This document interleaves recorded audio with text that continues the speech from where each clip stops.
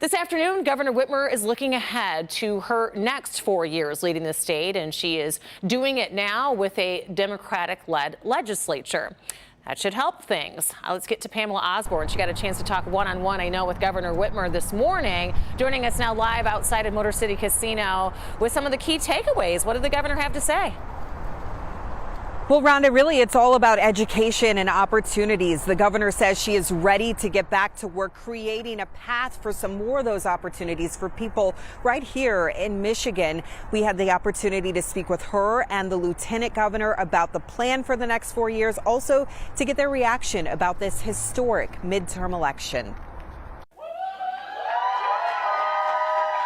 Governor Gretchen Whitmer and Lieutenant Governor Gilchrist all smiles Wednesday morning after the majority of Michigan voters decided to give the Democratic duo another 4 years. Well, we've made great strides when it comes to investing in education and landing future economy type jobs that can support a family.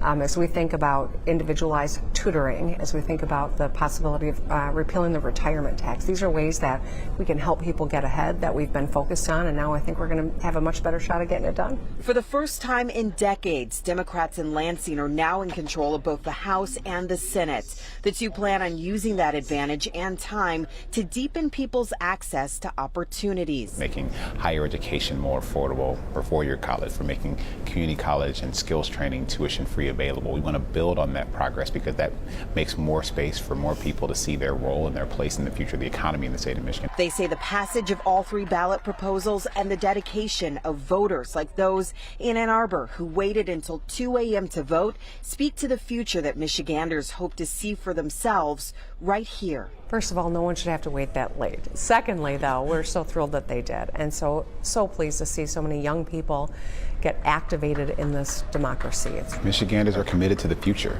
and people were voting for a future in Michigan that has a place for all of us. And I think the young people who stepped up, who have registered in record numbers, higher than any place else in the country, registered to vote here in Michigan so they can define the future of our state. And I think that is, frankly, it says good things about where Michigan's going.